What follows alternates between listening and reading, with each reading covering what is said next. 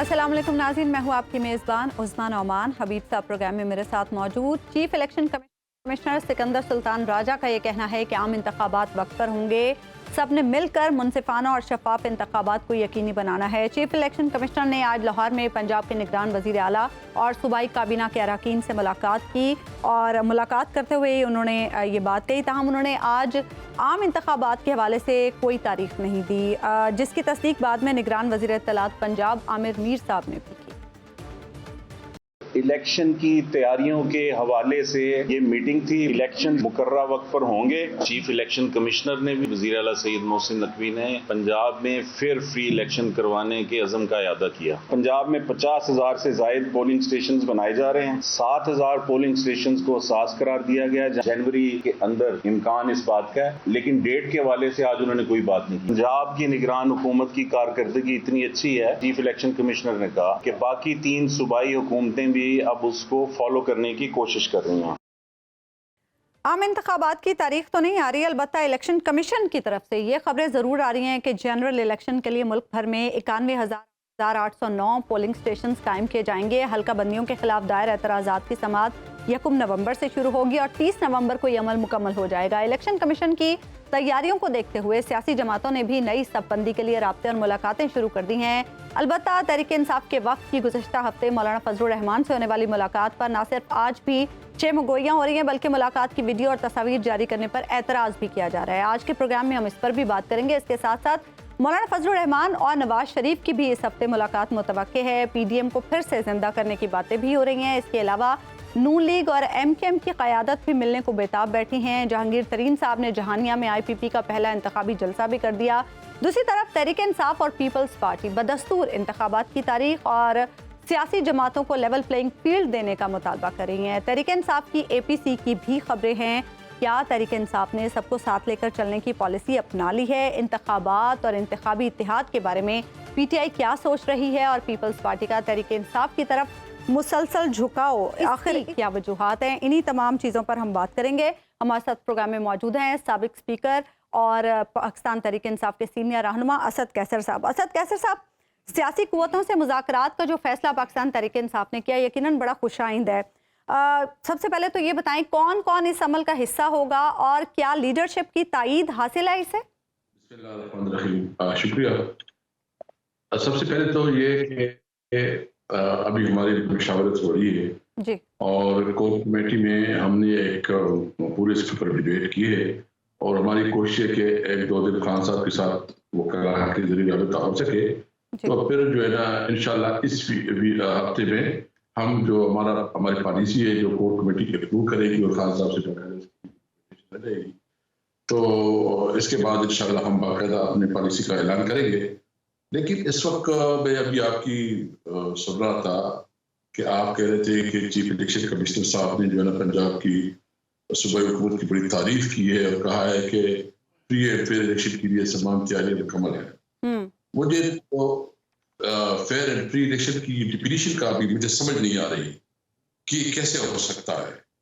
यानी इस वक्त जो सबसे मजबूर सियासी जमात है वो आप इसको जलसा और वर्कर कन्वेंशन तो छोड़ो, प्रेस कॉन्फ्रेंस भी नहीं करने दे रहे।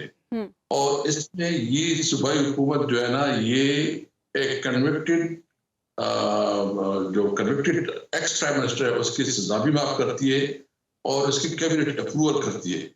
तो ये कैसे हम माने कि ये हुकूमत जो वफाकी हुकूमत है और जो सूबाई हुकूमत है ये तो मुकम्मल नून लीग की बी टीम बन गई है। इसके ऊपर हमारा कोई एतबार नहीं रहा। इस सूरत हाल में अगर ये इलेक्शन करेंगे तो ये पाकिस्तान की तारीख का सबसे रिग इलेक्शन होंगे। मैं नहीं कहता, मैं सिर्फ ये अपना पॉइंट ऑफ व्यू बयान करना चाहता हूँ कि इनका इरादा कोई फेयर एंड फ्री इलेक्शन का नहीं है।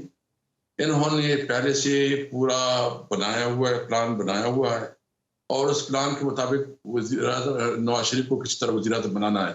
तो फिर इलेक्शन की क्या जरूरत है? मेरे ख्याल में इसी तरह करें जिस तरह हक काकड़ को इन्होंने बनाया है या जो इनको बनाया है जिस तरीके से, उसी तरह नवाज शरीफ को करें। क्या जरूरत है कि आप इतनी पटीक करें, खर्ची हो, झूठ बोला जाए और दुनिया को दिखाया जाए कि इलेक्शन और कोई इलेक्शन नहीं हो रहा है।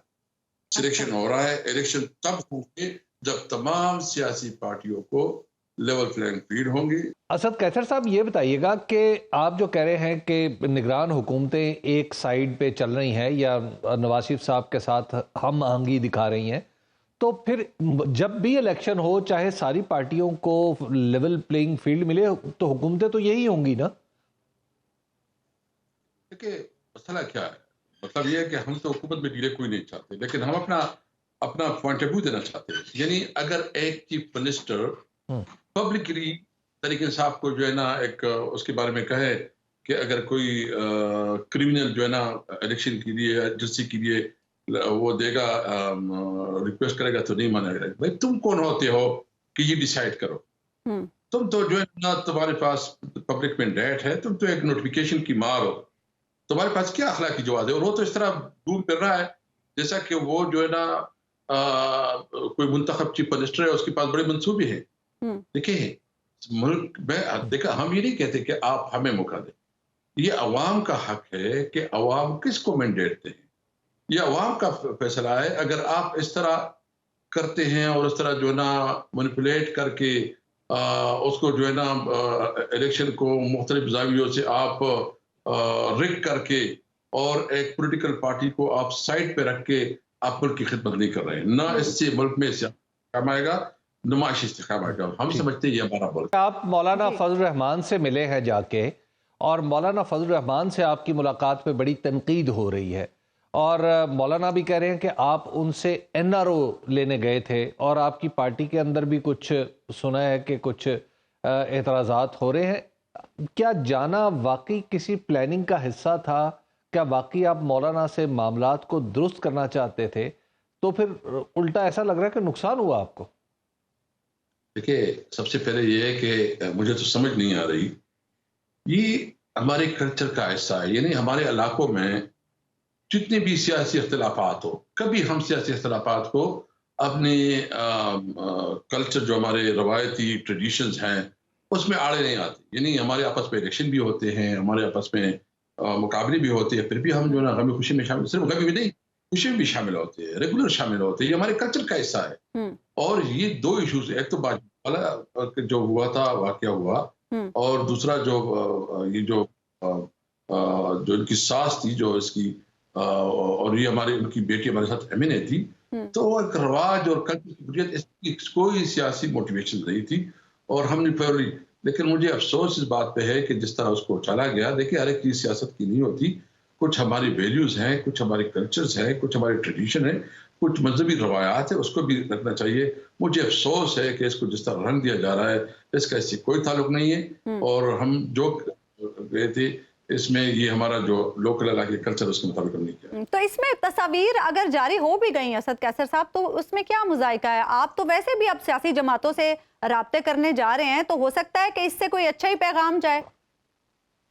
نہیں، بیسیکلی ہم جو انہوں نے اس کو غلط کیا، جس کے اوپر ہمیں کنسرن ہے، وہ یہ ہے کہ دیکھیں ہم نے فاتحہ کیا، نماز ٹائم تھا، نماز ہم نے پڑھ لی.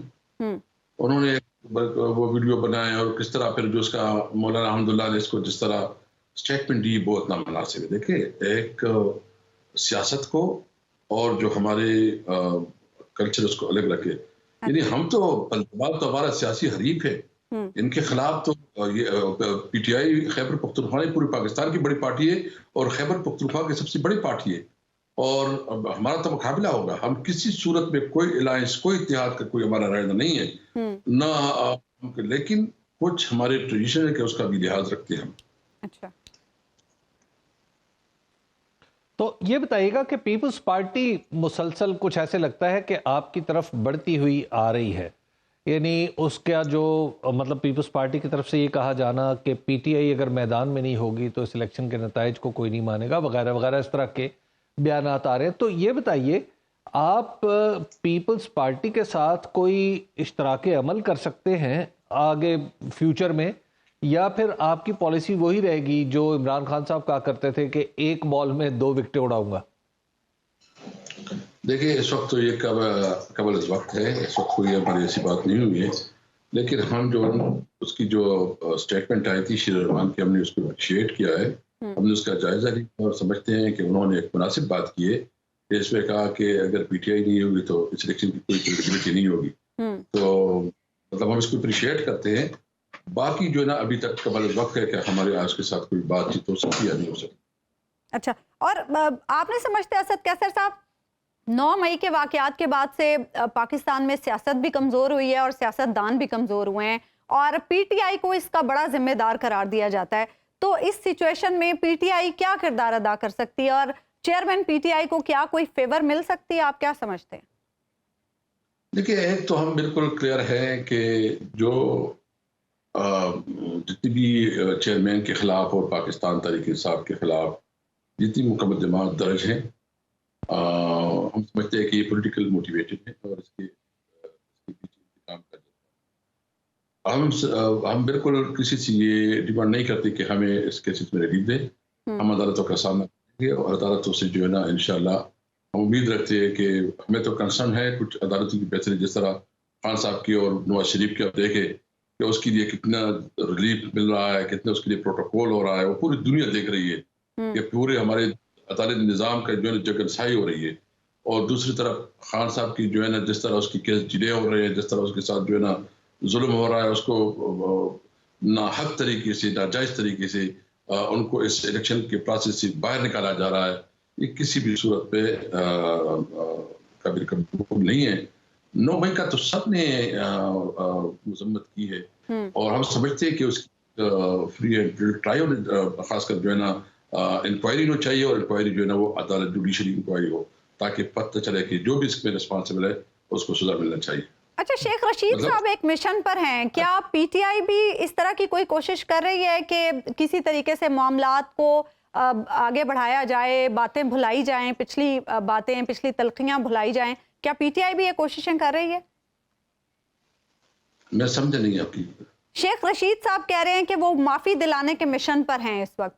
کیا پی ٹی آئی میں انٹرنلی بھی ایسی کوئی کوششیں ہو رہی ہیں کہ تلخیوں کو بھلایا جا سکے اور معاملات کو آگے بڑھایا جا سکے پاکستان کے لیے خاص طور پر؟ دیکھیے، ہم اس ملک کی سب سے بڑی پولیٹیکل پارٹی ہے. ہمارا لیڈر جو ہے نا اس ملک کے لیے بہت بڑا، اللہ نے اس کو عزت دی ہے، اس ملک کو ورلڈ کپ کا تحفہ دیا، شوکت خانم دی، یونیورسٹیاں بنائی اور اس کا جو نام ہے وہ پوری دنیا میں ہے. لیکن جس طرح اس کے ساتھ سلوک ہو رہا ہے، جس طرح ہم سمجھتے ہیں کہ ہم میرٹ پہ انصاف کا مطالبہ کرتے ہیں کہ قانون کے مطابق جو ہے نا ہمارے ساتھ رویہ رکھا جائے اور عدالتوں کو پیچھے سے پش نہ ہو، اور عدالتیں جو ہے نا ہم عدالت سے یہ امید رکھ رہے ہیں اگرچہ ہمارے کنسرنز ہیں کہ وہ انصاف. اسد قیصر صاحب، آپ ابھی کہہ رہے ہیں کہ اب جیسے ابھی آپ نے بتایا کہ الیکشن کے نتائج کچھ سوچے ہوئے ہیں جو الیکشن کے ذریعے رسمی طور پر نکال لیے جائیں گے، اور آپ کو حکومتوں پر بھی اعتراض ہے، نگران حکومتوں کو بھی آپ جانبدار سمجھتے ہیں. یہ بتائیے کہ ایسے ماحول میں الیکشن لڑنا کیا آپ کے لیے پاسبل ہوگا یا کوئی متبادل حکمت عملی بھی آپ اختیار کرنے کا سوچ رہے ہیں؟ نہیں، الیکشن تو کسی بھی صورت پہ ڈیلے نہیں ہونا چاہیے اور الیکشن میں بھرپور حصہ لیں گے، بھرپور مقابلہ کریں گے. دیکھیں، ہماری بھی ایکسپیرینس ہو گئی ہے. یہ جس طرح مختلف جو ان کی اسٹیٹ مشینری استعمال کر رہی ہے تحریک انصاف کے خلاف، ڈس انفارمیشن آ رہی ہے اور جس طرح ہمارے خلاف یہ کمپین چلا رہی ہے، آپ تھوڑا ابھی وکم صاحب تو سروے کرتے رہتے نا، ان کا کتنا اثر پڑا ہے، کتنا اس کا ایفیکٹ ہے. یعنی یہ جتنا کچھ کر رہے ہیں اس کو الٹا پڑ رہی ہے. یعنی مجھے بتائے یہ 16 مہینے میں نواز شریف کیا بتائے گا کو کہ 16 مہینے میں ان کا بھائی پرائم منسٹر تھا، اس 16 مہینے میں اس نے کوئی ایک کام کیا ہو صرف اس سوائے اس کے کہ انہوں نے اپنے کیسز ختم کی، کوئی ایک قانون سازی کی ہو جو قانون سازی عوام کے لیے ریلیف دیے ہو، بلکہ صرف اور صرف اپنے لیے سہولت پیدا کرنے کے لیے. اچھا، وہ جو جس نے تقریر کی، اس تقریر کے دوران انہوں نے جو بل دکھایا اگست میں، وہ اس کے بھائی کی حکومت تھی اور اس سے مطلب وہ آخری ٹائم تھا، تقریباً 14-15 مہینے گزر گئے تھے، آخری ٹائم اس کی بھائی. یعنی جتنی مہنگائی کی ذمہ دار ہے، جتنے اس وقت ملک میں اکانومی کا برا حال ہے، جس وقت اتنا آئی ایم ایف کے ساتھ جو ہے غلط طریقے سے ڈیل کر گئے ہیں، ان کا بھائی ہے. مجھے بتایا کہ یہ کون سا فارمولہ ہوگا کہ یہ اپنے بھائی کو نہیں دے سکا، یہ کر سکے گا. اچھا، مجھے یہ بھی بتایا کہ کیا ان کا فائنانس منسٹر جو ہے نا سرکار ہوگا؟ اسحاق ڈار جو ہے نا ابھی 16 مہینے منسٹر نہیں تھا، اس کے پاس کون سی جد کچڑی؟ سارا جھوٹ ہے، ان کے پاس کوئی فارمولہ نہیں ہے، ان کے پاس کوئی منصوبہ نہیں ہے، یہ صرف اور صرف. لیکن اسد قیصر صاحب ان کے پاس بے شک کوئی منصوبہ نہیں ہے، لیکن آپ کے اوپر دباؤ تو بدستور ہے نا. آپ کیا اس دباؤ کے عالم میں مثلا آپ کے لوگ جو ہیں وہ ٹکٹ لیتے ہیں اور واپس کرنا شروع کر دیتے ہیں، یا ٹکٹ لے کے بیٹھ جاتے ہیں جمع نہیں کراتے، یا الیکشن میں جاتے ہی نہیں ہے؟ آپ کے کینڈیڈیٹس پاس مجھے بتایا کہ وہ ڈر رہے ہیں اتنے کہ وہ پہنچ بھی نہیں سکیں گے شاید جا کے کہ جہاں پہ ریٹرننگ آفیسر کے سامنے اپنے کاغذات جمع کروائے جا سکے، کیونکہ لوگوں کو ڈر ہے کہ انہیں گرفتار کر لیا جائے گا. تو اس ماحول میں الیکشن ہونا ہے، آپ نے فورسی کیا ہے کہ ایسے ماحول میں آپ کو الیکشن لڑنا پڑے گا، تو پھر کیا کریں گے آپ؟ تو پھر تو الیکشن نہ ہوا نا، پھر تو سلیکشن ہوا، پھر تو ضرورت ہی نہیں الیکشن کا. اگر یہ میں آپ سے پوچھنا چاہتا ہوں نا، پھر الیکشن کی کریڈیبلٹی کیا ہوگی؟ لیکن ایک بات میں کروں کہ یہ ہمیں بہت پلس پوائنٹ ملا ہے کہ اس وقت ہمارے پاس لائر کی ایک بہت بڑی کیپ آ گئی ہے، کمی کوئی نہیں. یعنی اگر ہمارا ظاہر ہی کوئی ایم پی کی کینڈیڈیٹ ہے وہاں کے پیچھے جائے تو 2 3 5 لائر جو ہے نا ہمارے پیچھے کھڑے ہوں گے، اس کو کینڈیڈیٹ بنائیں. اچھا اسد قیصر صاحب، ہم پنجاب میں تو روز دیکھ رہے ہیں آپ کے کوئی نہ کوئی ایم پی اے یا کوئی نہ کوئی آپ کے امیدوار پارٹی چھوڑنے کا اعلان کر رہے ہیں. کے پی میں کیا سچویشن ہے؟ ہم ہمیشہ یہ پوچھتے تھے کہ پی ٹی آئی کا ووٹ بینک انٹیکٹ ہے، کیا پی ٹی آئی کا امیدوار کے پی میں انٹیکٹ ہے؟ انشاءاللہ انٹیکٹ نہیں ہے، بلکہ میں کہتا ہوں مضبوط کڑا ہے. اچھا، اور اللہ رحم کرے گا، آپ دیکھیں گے. میں سمجھتا ہوں کہ یہ جو کچھ ہو رہا ہے اس ملک کے اوپر جو نہ رحم کیا جائے. ہمیں تو کوئی مسئلہ نہیں ہے کہ اگر عوام عوام کو فیصلہ کرنے دے، کہ اگر آپ عوام کے فیصلے کا احترام نہیں کرتے اور جو یہ کہتے ہیں مسلم لیگ نون کہ ووٹ کو عزت دو، کیا کدھر گیا اس کا؟ یہ عزت ہے، یہ ووٹ کو عزت؟ اس وقت جو ہمارے لوگوں کے ساتھ ظلم ہو رہا ہے اس میں تو یہ میاں برادران نہیں شامل ہیں، ان کی سب کچھ ایبا پہ ہو رہا ہے. جس طرح ہمارے ظلم ہو رہا ہے یہ میاں نواز شریف اور ان کی بیٹی اور سارے اس پہ باقاعدہ جو ہے شامل ہے، اور باقاعدہ یہ پوائنٹ کرتے ہیں کہ کس کو کیا کرنا ہے. تو مسلم لیگ ہی سب کی. تو خیبر پختونخوا میں آپ کی مشکلات کا باعث مولانا فضل الرحمان نہیں ہے؟ دیکھیے وہاں جو ہے نا میں سمجھتا ہوں کہ مولانا فضل الرحمان تو اس وقت خود بھی روٹا ہوا ہے، اس کے اندر خود بھی کافی، کیونکہ شاید اس کو جنڈی دکھائی گئی ہے، وہ خود کسی چکر میں ہے. اچھا کہ وہ بالکل اس کو. لیکن دیکھ میں آپ بتاؤں نا کہ آپ اس ملک کو کدھر لے کے جانا چاہتے ہیں؟ کیا آپ اس ملک کو کرائسس سے نکالنا چاہتے ہیں؟ تو اس کے لیے فری اینڈ الیکشن کروائیں. اگر آپ کی کسی کے ساتھ لگتی نہیں لگتی، یہ عوام کا حق ہے کہ وہ اپنی منتخب لیڈرشپ جو ہے نا وہ منتخب کرے. اگر آپ اس طرح رویہ کریں گے تو یہ ملک کے ساتھ زیادتی ہے.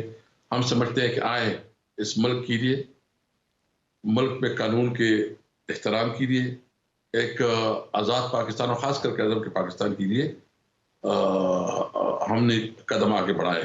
اور وہ تب ہو جب عوام کو اختیار ہوگا کہ وہ اپنے منتخب نمائندے چنیں. اور یہ جو آپ نے قدم آگے بڑھایا ہے، کوئی جواباً بھی کسی نے قدم بڑھایا ہے آپ کی طرف یا نہیں؟ دیکھیں ہمیں تو اس سے کام نہیں ہے، ہم تو بس اپنے منشور پہ، اپنے لیڈر کے انسٹرکشن پہ اور آپس میں مشورہ کریں، سچویشن کا وہ کر رہے ہیں. انشاءاللہ ہم 2-3 دن میں ہماری بالکل واضح پالیسی آ جائے گی تو پھر آپ کے ساتھ شیئر کریں گے. لیکن میں صرف آپ کے توسط سے یہ پوچھنا چاہتا ہوں کہ کیا یہ حق عوام کا ہے یا چند لوگوں کا بند کمروں میں؟ اگر عوام کا حق ہے تو عوام کو اپنا حق دے، ووٹ کو عزت دے. جو نواز شریف کہتے تھے اپنے نعرے پہ وہ قائم رہے. اگر اپنے نعرے پہ قائم نہیں رہتا تو بے شک پھر انور حق کی طرف حکومت میں رہے گا، لیکن کوئی جو ہے نا اس کو نہ رسپیکٹ، انٹرنیشنل رسپیکٹ ہوگی، نہ اس ملک میں کوئی اس کو مانے گا. تو الیکشن جتنے ٹرانسپیرنٹ الیکشن ہوں گے اتنا اس ملک کے لیے بہتر ہوگا. ہم سمجھتے ہیں کہ ہمیں صرف اقتدار کا شوق نہیں ہے، ہم سمجھتے ہیں کہ اس میں اس وقت بہت بڑی کرائسس ہے. ہمیں جو ہے نا اکانومی کی بہت سیریس مسائل ہیں، ہمارے بارڈرز پہ اس وقت سیریس چیلنجز ہیں، ہمارے انٹرنل سیکیورٹی کی بہت سیریس ایشو ہے. ہم سمجھتے ہیں کہ تمام ادارے جو ہے نا مضبوط ہو، وہ اپنے کام میں جو اس کی کنسٹیٹیوشن رول ہے اس کے رول کے اندر اپنے کام کے ساتھ انصاف کرے، اور ہم سب اس ملک کو मजबूत करे और एक मजबूत पाकिस्तान जो है ना हम सबका एक मफाद में है। असद कैसर साहब, जब आप सब की बात करते हैं तो उसमें सारी सियासी जमातें आती हैं, क्या पाकिस्तान तहरीक इंसाफ जो इनिशिएटिव लेने जा रही है सियासी कुव्वतों से मुज़ाकरात का, उसमें मुस्लिम लीग नून भी शामिल होगी? क्योंकि नवाज शरीफ साहब भी यही कह रहे हैं कि वो किसी से इंतकाम लेने के लिए नहीं आए। देखिए, सबसे मेरा मकसद ये है कि अवामी सब है। अच्छा, सियासी जमातें नहीं हैं उसमें सारे आते हैं। देखिए, मेरा कहने का मतलब है कि अगर कोई एजुकेशन से ताल्लुक रखता है, अगर कोई एग्रीकल्चर से ताल्लुक रखता है, कोई फार्मर है, कोई प्रोफेसर है, कोई डॉक्टर है, कोई आर्मी में है, कोई पुलिस में है, अच्छा, कोई ब्यूरोक्रेट है, हर एक अपना किरदार अदा करना होगा और तब ये मुल्क आगे बढ़ेगा। यानी अगर ये कहे कि मैं किसी और के ऊपर तो तनकीद करूं लेकिन अपने गिरबान बने रखूं, तो ये जायज होगी। हर इंडिविजुअल को अपना किरदार अदा करना होगा पाकिस्तान को आगे बढ़ने के लिए, क्योंकि इसके बगैर जब तक कौम नहीं उठेगी तब तक ये मुल्क नहीं बढ़ सकेगा। और इसमें एस्टैब्लिशमेंट का क्या किरदार होगा, ये भी वाज़ेह कर दें। देखिए, सब पाकिस्तान में आते हैं ना, सब इस मुल्क की आवाम है, बाहर तो नहीं है, सब है, सबकी रिस्पॉन्सिबिलिटी है कि पाकिस्तान के लिए काम करें। बहुत बहुत शुक्रिया असद कैसर साहब, आप प्रोग्राम में हमारे साथ मौजूद थे। एक ब्रेक हम लेंगे नाज़िम, और ब्रेक के बाद वापस आएंगे तो गुफ्तगू के सिलसिले को आगे बढ़ेंगे। वेलकम बैक नाज़रीन। निगरान वज़ीर आज़म अनवारुल हक काकड़ साहब ने लाहौर की निजी यूनिवर्सिटी में तलबा से गुफ्तगू करते हुए कहा कि पाकिस्तान में इस वक्त उबूरी जमहूरियत है, मुस्तहकम जमहूरियत नहीं है। आर्टिकल 254 कहता है कोई काम ताख़ीर से होने की वजह से वो गैर आइनी नहीं हो जाता। निगरान वज़ीर आज़म ने ये बात तलबा की जानिब से आम इंतखाबात करवाने से मुतालिक सवाल जवाब में कही। The election dates would be announced by the Election Commission of Pakistan. And I am the caretaker Prime Minister. I am not the Chief Election Commissioner. That is part of the problem. As it is not in my mandate, government can do that. We have to assist that role. I can assure you that we will fulfill our duty. I can only refer to that due to circumstances. Any act, if it is late for certain reason, does not make it unconstitutional just on the basis that it has happened late. There is an article which is 254 in Constitution also, and that says that if something is late, does not make it unconstitutional. We are a transitional democracy, we are not a settled democracy. हबीब साहब, काकड़ साहब ने आज मेरी लुगत में एक नए लफ्ज़ का इजाफा किया है, उबूरी जमहूरियत। ज़रा आप बता सकेंगे कि उबूरी जमहूरियत क्या होती है? देखिए, जो काकड़ साहब हैं उन्हें हमने निगरान वज़ीर आज़म रखा है, लेकिन निगरान वज़ीर आज़म बनते ही मैंने देखा है कि वो एक मुफक्किर भी बन गए और उन्होंने अबूरी जमहूरियत जैसा एक लफ्ज़, एक इस्तिलाह कॉइन कर ली है। हालांकि अबूरी जमहूरियत कोई जमहूरियत नहीं होती। अबूरी जमहूरियत जब आप पाकिस्तान को कहते हैं तो इसका मतलब ये है, और ख़ास तौर पर जब हमारा वज़ीर आज़म ये कह रहा हो, निगरान वज़ीर आज़म, कि जी पाकिस्तान चूँकि सेटल्ड जमहूरियत नहीं है, मुस्तहकम नहीं है, अबूरी जमहूरियत है, तो लिहाजा इस अबूरी जमहूरियत में हर किस्म के आमराना इक़दाम को जायज़ तस्वुर किया जाना चाहिए।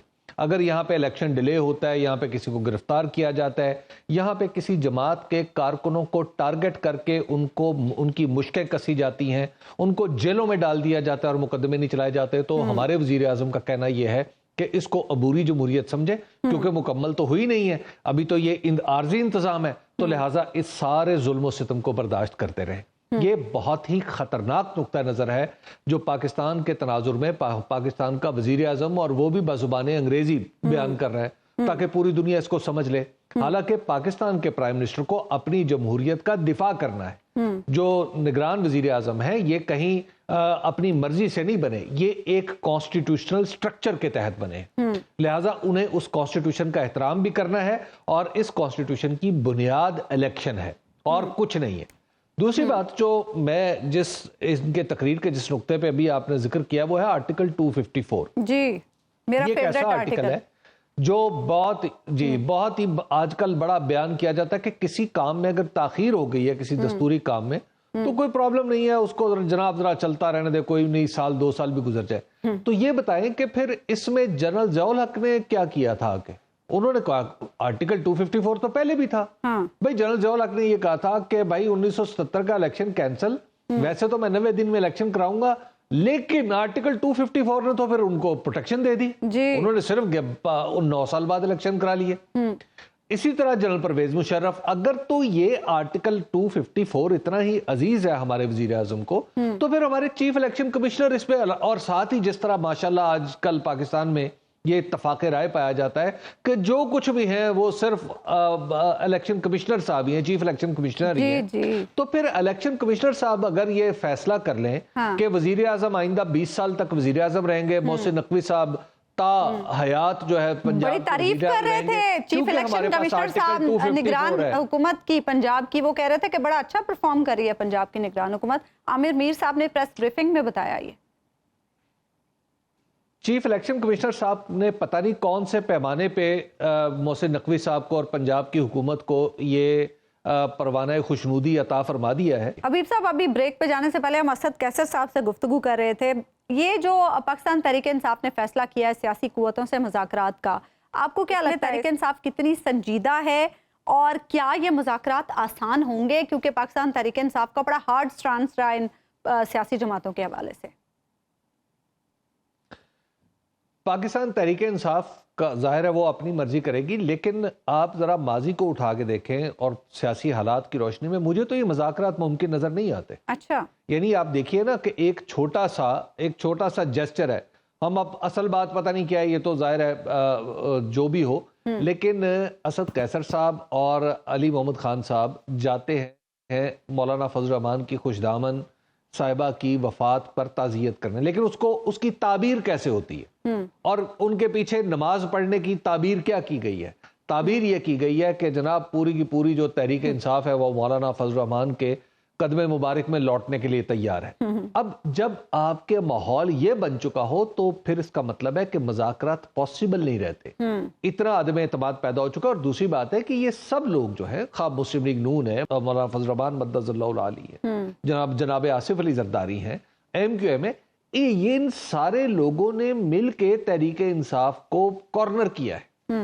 اور یہ سارے لوگ مل کے چند دن پہلے تک تحریک انصاف کو دہشت گردوں کا ٹولہ اور پتہ نہیں کیا کیا کچھ کہتے رہے ہیں. تو کیا ایسے حالات میں آپ کو مذاکرات کرنے چاہیے؟ میرا خیال ہے کہ پاکستان تحریک انصاف اگر اسد کیسر صاحب چاہیں بھی تو لیکن ان کی اجتماعی دانش کا تقاضا ہوگا کہ شاید وہ مذاکرات کی طرف نہ بڑھیں. تو خود کو حالات کے دھارے پر چھوڑ دیں پھر حبیب صاحب، خود کو حالات کے دھارے پر چھوڑ دیں پھر. دیکھیے حالات، دیکھیے بات یہ ہے کہ یہ جو اگر آپ کو سرویز اور جو عوامی حمایت ہے اگر پلڑے محترمہ مریم نواز صاحبہ کے حساب سے برابر نہ کیے جائیں بلکہ فطری طور پہ جس طرح ترازو کے پلڑے برابر ہوتے ہیں اس طرح ہوں، تو ایک طرف اگر پاکستان تحریک انصاف کو حاصل حمایت ڈال دی جائے اور دوسری طرف ساری جماعتوں کی حمایت کو اکٹھا کر کے پھر اس کے اندر کو 1.5 گنا مزید شامل بھی کر دیا جائے تو پھر بھی عمران خان والی سائیڈ کا پلڑا بھاری ہوگا. تو لہٰذا ایک پریکٹیکلی آپ یہ کہیں جی بظاہر آپ کو لگتا ہے کہ جناب جو پاکستان تحریک انصاف ہے وہ تنہا رہ گئی، بھائی تنہا کیسے رہ گئی ہے؟ وہ عوامی حمایت کو وہ کمانڈ کر رہی ہے، یہ تنہا تو یہ بیچارہ گروہ سیاست کارہ رہ گیا جس نے اس کو نکالا تھا. ٹھیک ہے، ایک بریک ہم یہاں پہ لیں گے ناظرین، اور بریک کے بعد غزہ کی صورتحال پر طارق حبیب صاحب.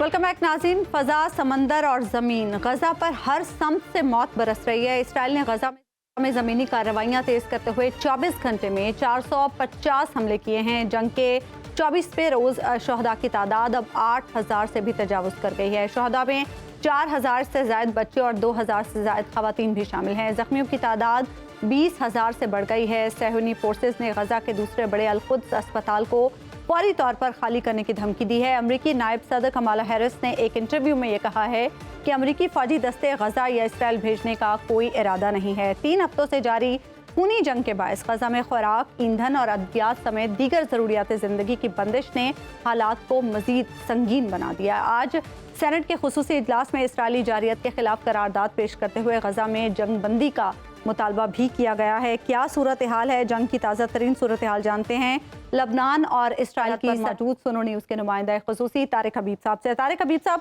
غزہ پر اب زمینی کارروائی بھی کی جا رہی ہے، کیا حالات ہیں اس وقت وہاں پر اور خوراک کے حوالے سے کیا صورتحال ہے وہاں پر؟ دیکھیں جی، غزہ کی صورتحال اس وقت بہت خراب ہے. جب ہم بات کر رہے ہیں اس وقت بھی اسرائیلی شیلنگ جاری ہے، اسرائیلی بمباری غزہ پر جاری ہے. غزہ کا جو القدس ہاسپٹل جس کا ابھی آپ نے اپنے انٹرو میں ذکر بھی کیا، وہ اس وقت سب سے زیادہ اہمیت کا حامل ہے، کیونکہ وہاں پر ہزاروں کی تعداد میں نہ صرف مریض زخمی موجود ہیں بلکہ بہت بڑی تعداد ان بے سہارا متاثرین کی بھی ہے جو اس جنگ سے متاثر ہوئے ہیں اور انہوں نے وہاں پر پناہ لی ہوئی ہے۔ القدس اس وقت جو ہے وہ اسرائیلیوں کی واحد ٹارگٹ بنا لیا انہوں نے کہ وہ القدس کو کسی طریقے سے ڈیمیج کریں۔ اس کے متصل جو گھر تھے ان کو تباہ کیا گیا کہ ڈرا دھمکا کے وہاں سے نکالا جائے، اور اب امکان یہ نظر آ رہا ہے کہ اسرائیل جو ہے وہ براہ راست القدس اسپتال کو ہدف بنا سکتا ہے۔ اچھا، کچھ دن پہلے اس میں 2 روز پہلے طارق صاحب یہ بتائیے گا کہ کچھ معاملات ایک یہ بھی سننے میں آ رہے ہیں، خبروں میں آ رہا ہے کہ جنوبی لبنان کا حصہ بھی اسرائیل کے اسلحے کی زد میں ہے، کیا وہاں پر بھی کچھ آپ دیکھ رہے ہیں محاذ پہ گرمی؟ دیکھیں ابھی سب کل ہم جہاں رکے ہوئے تھے بیت العقیر میں، اس کے قریب 30 کلومیٹر کے فاصلے پر ایک قصبہ ہے جسے یاتر کہا جاتا ہے۔ یاتر قصبہ بنیادی طور پہ بنت جبیل ضلع ہے، اس کا حصہ ہے، اس کا قصبہ ہے۔ تو اس پر رات کو اٹیک ہوا تھا جس کی خبر بھی ہم نے سنو ٹی وی میں بریک کی تھی۔ اس کے اوپر انہوں نے اٹیک کیا۔ یہ پہلا موقع ہے کہ اسرائیل نے لبنان میں تقریباً 26 کلومیٹر اندر داخل ہو کر یہ یاتر قصبے پر حملہ کیا ہے۔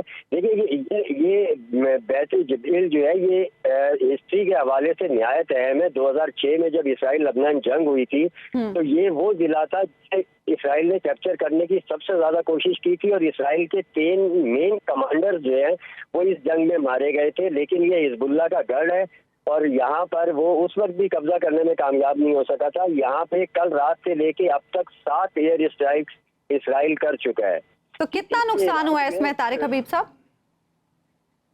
جی دیکھیں اس کو ٹیکنیکلی عظمیٰ سمجھنے کی ضرورت ہے کہ یہ جو سرحدی علاقوں کے ساتھ جو قصبے ہیں ان کو خالی کر دیا گیا ہے۔ اچھا، تو حزب اللہ نے یہاں سے خالی کروا لیا اور پیچھے بھیج دیا۔ جو یاتر میں انہوں نے باقاعدہ ایک گھر کو ٹارگٹ کیا تھا، وہ گھر تباہ کیا تھا، لیکن حزب اللہ کے لوگوں سے ہماری بات ہوئی تو انہوں نے بتایا کہ جی اس گھر میں کوئی بھی موجود نہیں تھا۔ اسی طرح جو یاتر اور رمیش کے درمیان، یعنی یہ بھی اسی بنت جبیل کے ہی قصبے ہیں، ان دونوں کے درمیان انہوں نے بمباری کی تھی۔ وہاں پہ بھی اسرائیل کا کہنا یہ تھا کہ حزب اللہ کا ٹھکانہ ہے، لیکن حزب اللہ کے مطابق وہاں ان کا کوئی ٹھکانہ نہیں تھا۔ یہ پورا ضلع حزب اللہ کا گڑھ ہے، اس وجہ تو اس حملے کا کوئی جواب بھی دیا گیا؟ اپنا یہ بتائیے گا طارق صاحب کہ آپ کا میں انٹرویو دیکھ رہا تھا جو آپ نے حسن عطا کے ساتھ کیا تھا، جو ترجمان ہے جہاد اسلامی کے۔ یہ بتائیے کہ انہوں نے ایک بات کہی کہ اگر غزہ کے اندر سارے مجاہدین اکٹھے ہو جائیں، میرے لیے ایک نئی بات تھی کہ کیا غزہ کے اندر بھی فیکشنز ہیں مجاہدین کے؟ جی بالکل، دیکھیں حبیب صاحب وہاں پہ بھی بالکل وہی صورتحال ہے جو ہمارے ٹرائبل ایریاز میں ہے کہ وہاں پہ قبائل ہیں۔ تو جو عطا صاحب نے بات کی تھی انہوں نے بتایا یہ تھا احسن عطیہ نے کہ وہاں پر جو میجر فیکٹرز ہیں، دیکھیں یہ جو احسن عطیہ صاحب ہیں ان کے جہاد اسلامی سے تعلق رکھتے ہیں۔ حبیب صاحب آپ بہت اچھی طرح جانتے ہوں گے جو اخوان المسلمین کا باغی گروپ تھا جن میں سے کچھ حصہ جو ہے وہ بینڈ القاعدہ کے ساتھ مل گیا تھا، یہ ان میں سے باغی ہوئے لوگ تھے جو یہاں آئے اور جو فلسطین سے تعلق رکھتے تھے۔ تو انہوں نے الگ اپنا گروپ جہاد اسلامی کے نام سے بنایا۔ اس ٹائم 50 سے زیادہ اسرائیلی فوجی ان کے پاس قید ہیں۔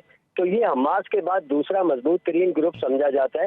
احسن عطیہ صاحب کی بات کا مقصد یہ تھا کہ جو وہاں پر چھوٹے چھوٹے گروپس ہیں جو قبائلی بنیادوں پہ بنے ہوئے ہیں، جو علاقائی بنیادوں پہ غزہ کے اندر جو چھوٹے چھوٹے علاقے ہیں اور قبیلے ہیں، ان کی بنیاد پہ جو گروپس بنے ہوئے ہیں وہ گروپس بھی سارے اب ایک نقطے پہ جمع ہونا شروع ہو گئے ہیں کہ ہم جو ہے وہ اسرائیل کو ریزسٹ کریں گے۔ تو یہی وجہ ہے کہ دیکھیں اسرائیل نے جو 2 روز قبل جو شب خون مارا تھا وہ انتہائی خطرناک تھا۔ اس کو آپ اس طریقے سے سمجھیں کہ 4 پوائنٹ سے اس نے اٹیک کیا تھا، اور شمال اور جنوب کے درمیان حبیب صاحب وہاں ایک علاقہ ہے درہ جس کی چوڑائی بہت کم رہ جاتی ہے۔ تو اسرائیل کا خیال یہ تھا کہ وہ 4 پوائنٹس پہ انگیج کر کے درہ پہ قبضہ کر لے گا اور شمال اور جنوب غزہ کو درمیان سے کاٹ دے گا۔ اب جسٹ امیجن کہ اگر خدا نخواستہ ایسا ہو جاتا तो गजा के जो लोग अभी एक दूसरे का सहारा बने हुए हैं, अगर बीच से कट जाता तो उनकी सूरत हाल फिर क्या होती। तो ये अल-कस्साम ब्रिगेड की और ये जिहाद इस्लामी की बहुत बड़ी कामयाबी है कि इन्होंने इसराइल को पीछे भेजा, और फिर इस बात का खुद इसराइली रेडियो एतराफ कर चुका है कि पहले वो 7 किलोमीटर, यानी जो इन्होंने बफर जोन एक बनाया हुआ था कि गजा के बॉर्डर से 7 किलोमीटर दूर रहना है, अब वो 17 किलोमीटर हो गया है। अच्छा। तो जो मिलिट्री एक्सपर्ट्स हैं वो ये कह रहे हैं कि अल-कस्साम और जिहाद इस्लामी ने 10 किलोमीटर कब्जा कर लिया है। अच्छा। यानी वो 10 किलोमीटर आगे तो नहीं गए हैं, लेकिन इसराइल मजबूर हो गया है कि वो उस बफर जोन को जो 7 किलोमीटर पे रखा हुआ था उसे 7 किलोमीटर पे जो है वो कर दे, और वो 10 किलोमीटर पीछे गया अल-कस्साम और जो जिहाद इस्लामी थे, ये गजा के बॉर्डर पे एज इट इज वहीं मौजूद है। और अच्छा, ये तो आपने बताया कि यानी फौजी एतबार से जो गजा के अंदर लोग हैं, हमास है या दूसरे ग्रोह हैं, वो बड़ी इफेक्टिवली उन्होंने गालिबन प्लान कर रखा है, जिस तरह आप बता रहे हैं कि उन्होंने इसराइली फौजों को अमली तौर पे पीछे धकेल दिया है। लेकिन ये बताइएगा कि क्या ऐसी सूरत आप देख रहे हैं कि लेबनान से हिजबुल्ला और गजा में हमास और दीगर ग्रुप, इन सब के दरमियान कोई कोलैबोरेशन से कोई ऑपरेशन हो या होने के इम्कानात हों? आपको लगता है ऐसा होगा? जी बिल्कुल हो रहा है अभी सब, ये आपने बड़ी अच्छी बात जी, ये बिल्कुल हो रहा है। हसन नसरुल्लाह साहब की जो है उनके कहने पर तमाम लोग उनके पास आए थे, मुलाकात हुई है, और ये बाकायदा एक प्लेटफॉर्म से अब ये रेजिस्टेंस क्रिएट कर रहे हैं। तो आप ये देखें कि जब गजा की तरफ ज़्यादा बम्बारमेंट होती है तो लबनान की तरफ से हिजबुल्ला की जो रॉकेट बाजी है और जो शेलिंग है वो तेज़ हो जाती है। पहली दफ़ा हिजबुल्ला ने 2 रोज़ कबल रात के वक्त 3 मिसाइल फायर किए हैं, जिनसे जो है वो इसराइली इलाकों में तबाही फैली है। यही काम हमास ने जो है वो गजा की तरफ से किया है। तो ये सारी चीज़ें अब ये डेप्थ इसकी बढ़ती जा रही है। अभी सब नुकता ये है कि जो पहले 2, 4, 7 किलोमीटर तक एक दूसरे के ठिकानों को निशाना बना रहे थे, अब ये 25 किलोमीटर 30 किलोमीटर तक आ गए हैं। तो ये जंग फैल रही है, और इसका लबनान के अवाम में ये तासुर है कि आप ये देखें कि जहाँ पे हिजबुल्ला मजबूत है वहाँ पे लोग कह रहे हैं कि जी हम तो इंतजार कर रहे हैं जंग और हम लड़ेंगे। अच्छा, और जो हौसले बुलंद है इतने। बैरूत के लोग जो है वो ये कह वो चुके, एक ये देखे कि कारोबारी मेंटेलिटी है और वो कारोबारी लोग ज्यादा है, कारोबारी तबका ज्यादा है। तो उनका तासुर ये था कि जी इसके ऊपर लबनान पे जंग के बादल छा रहे हैं, तो हमारे यहाँ जो है वो इकॉनमी को नुकसान पहुंच रहा है, बाहर से लोग कम आ रहे हैं, हमारी मईशत को नुकसान पहुंच रहा है। वो इस तरफ जा रहे थे, लेकिन जो सरहदी इलाके हैं, जो अतराफ के इलाके हैं, वो सारे वहाँ हमारी लोगों से बातचीत हुई तो उनका कहना ये था कि जी हम तैयार हैं, हम तो इस चीज के ये सारा उज़्मा जुम्मे को। ठीक है, बहुत बहुत शुक्रिया तारिक हबीब साहब, आप हमें इम्पोर्टेंट अपडेट्स इस मामले पर दे रहे थे। प्रोग्राम का वक्त खत्म हुआ। नाज़रीन, आपसे मुलाकात होगी इंशाल्लाह कल, अल्लाह ने के।